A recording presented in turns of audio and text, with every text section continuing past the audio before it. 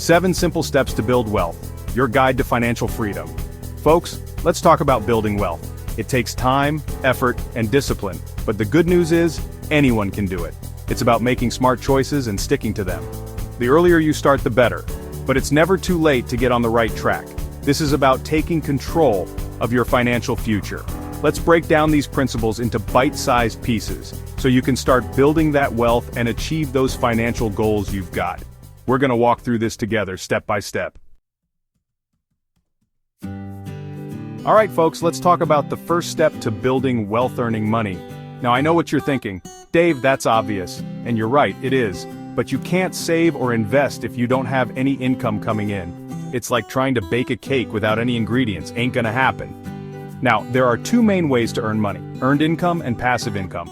Earned income is what you make from your job or your business. You put in the work, you get paid. Passive income, on the other hand, is like money working for you. It's the income you get from investments or businesses that generate revenue without you constantly having to be there. Think rental properties, dividends from stocks, or even royalties from a book you wrote. So, how do you maximize your earning potential? First off, do what you love. I know it sounds cheesy, but you're going to be more successful if you're passionate about what you do. When you enjoy your work, you put in more effort, you're more productive, and you're more likely to stick with it for the long haul. Plus, it's a whole lot less painful to get up and go to work every day when you love what you do. Next, leverage your strengths. What are you good at? What comes naturally to you? Figure out what your strengths are and find ways to make money from them. If you're a people person, maybe you could start a business that involves working with others. If you're a tech whiz, maybe you could start a side hustle as a web developer or a freelance programmer. And don't forget about the power of education. Investing in yourself by learning new skills or getting additional training can really pay off in the long run. It can open up new career opportunities and boost your earning potential. Remember, folks, earning money is the foundation of building wealth. It's the first step on your journey to financial freedom. Now that we've covered earning money, let's move on to step 2, setting goals and developing a plan. Look, you wouldn't get in your car and start driving without knowing where you're going, would you? Of course not. The same goes for your money. You need to know what you want to achieve with your money and have a plan to get there. First things first, define your goals. What do you want to accomplish with your money? Do you want to retire early, buy your dream home, pay for your kids' college education? Whatever it is, write it down and be specific. Don't just say, I want to be rich. How rich? By what age? What will you do with that wealth? The more specific you are, the more motivated you'll be to achieve your goals. Once you know what you want to achieve, it's time to create a plan. This is your roadmap to financial success. It should include things like budgeting, saving, investing, and paying off debt. Your plan should be tailored to your specific goals and circumstances. And don't forget to review your plan regularly. Life happens, things change, and your financial plan needs to be flexible enough to adapt. At least once a year, sit down and review your progress. Are you still on track to reach your goals? Do you need to make any adjustments? Remember, folks, a goal without a plan is just a wish. So get clear on your goals and create a plan to achieve them. All right, folks, let's talk about step 3, saving money. This is where the rubber meets the road, people. You can have a great job and a solid plan, but if you're spending every penny you earn, you're never going to get ahead.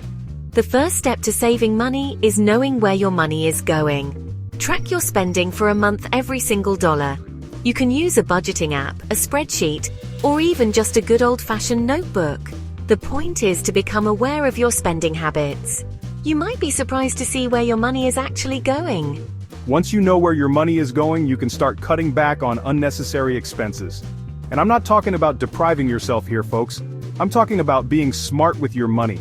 Do you really need that daily latte? Can you pack your lunch a few times a week instead of eating out? Small changes can make a big difference over time. Now it's time to set some savings goals. How much can you realistically afford to save each month? Automate your savings by setting up automatic transfers from your checking account to your savings account.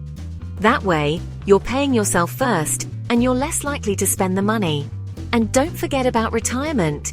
It might seem like a long way off, but the earlier you start saving, the better. Contribute to your 401k or IRA and take advantage of any employer matching programs. It's free money, folks. Don't leave it on the table. Finally, make your savings work harder for you by putting them in a high-yield savings account or a money market account. These accounts offer higher interest rates than traditional savings accounts, so your money will grow faster. Chapter 4. Invest money. Now let's talk about putting your money to work for you. Saving is important, but if you really want to build wealth, you need to invest your money. Think of it like this. Saving is like planting a seed, and investing is like watering and fertilizing that seed so it can grow into a strong, healthy plant. Now I know the word investing can be intimidating. A lot of folks think it's just for rich people or Wall Street hotshots, but let me tell you, that's just plain wrong. Investing is for anyone who wants to build wealth and secure their financial future. The most important thing to remember about investing is diversification. Don't put all your eggs in one basket. Spread your money across different types of investments, like stocks, bonds, and real estate. That way, if one investment isn't doing so well, the others can help cushion the blow. Now I'm not going to lie to you, investing does involve some risk. But the good news is, the younger you are, the more risk you can afford to take. That's because you have more time to recover from any losses.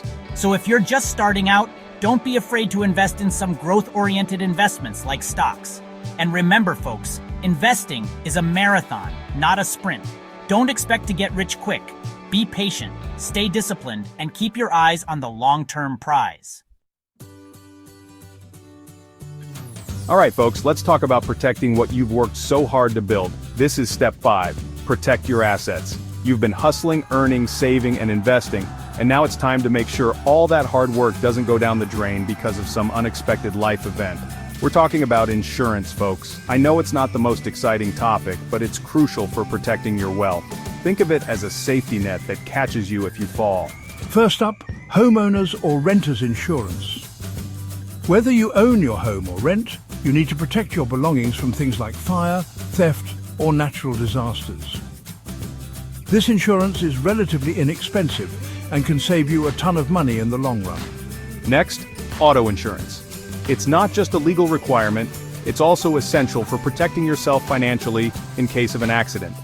Make sure you have enough liability coverage to protect your assets in case you're at fault in an accident. Life insurance is another big one, especially if you have a family that depends on your income. If something were to happen to you, life insurance would provide financial security for your loved ones. It's a morbid thought, but it's important to be prepared. And don't forget about disability insurance. This type of insurance replaces a portion of your income if you become unable to work due to an illness or injury. You never know what life might throw your way, so it's better to be safe than sorry. Alright folks, let's talk about taxes. I know, not the most exciting topic. But listen up, because this is important stuff. We work hard for our money and Uncle Sam wants his cut. But there are ways to minimize the impact of taxes on your wealth-building journey. First off, take advantage of tax-advantaged accounts like 401ks and IRAs. These accounts allow your money to grow tax-deferred, meaning you don't pay taxes on your earnings until you withdraw the money in retirement. It's like getting a free loan from the government. Another strategy is to hold your investments for the long term. Short-term capital gains are taxed at your ordinary income tax rate, which can be pretty high. But if you hold your investments for longer than a year, you'll pay the long-term capital gains tax rate, which is typically much lower. And don't forget about deductions and credits. There are a ton of deductions and credits available to taxpayers, so make sure you're taking advantage of all the ones you qualify for. These can significantly reduce your tax liability. Finally, consider working with a tax professional. They can help you develop a tax plan that minimizes your tax liability and helps you keep more of your hard-earned money. Alright folks, let's talk about debt. Debt can be a useful tool when used responsibly, but it can also be a major roadblock on your path to wealth. That's why it's crucial to manage your debt wisely and build a strong credit score. First and foremost, avoid high-interest debt like the plague. Credit card debt, payday loans, and other forms of high-interest debt can quickly spiral out of control and sabotage your financial future. If you have high-interest debt, make it your top priority to pay it off as quickly as possible. When it comes to managing debt, knowledge is power. Understand the terms of your loans, including interest rates, monthly payments, and fees. Create a budget that includes your debt payments and stick to it. And if you're struggling to make your payments, don't be afraid to reach out to your lenders and try to negotiate a better deal. Now, let's talk about building credit. A good credit score is essential for getting approved for loans, renting an apartment, and even getting a job. To build credit, start by opening a credit card and using it responsibly. Make your payments on time and in full every month. And remember, folks, building wealth and managing debt go hand in hand. By being smart with your money, avoiding high-interest debt, and building a strong credit score, you'll be well on your way to achieving your financial goals. Building wealth is a marathon, not a sprint. It's about making consistent, smart choices with your money. Remember, you don't have to be a financial expert to succeed. Start by getting out of debt, saving, and investing. Over time, your efforts will compound, and you'll be amazed at what you can achieve. The key is patience, discipline, and a plan. Don't get discouraged by setbacks. Stay focused on your goals and celebrate your successes along the way. Remember, financial freedom is within your reach. For more information and resources to help you on your journey to financial freedom, visit wealthnation.ca. Now go out there and build that wealth.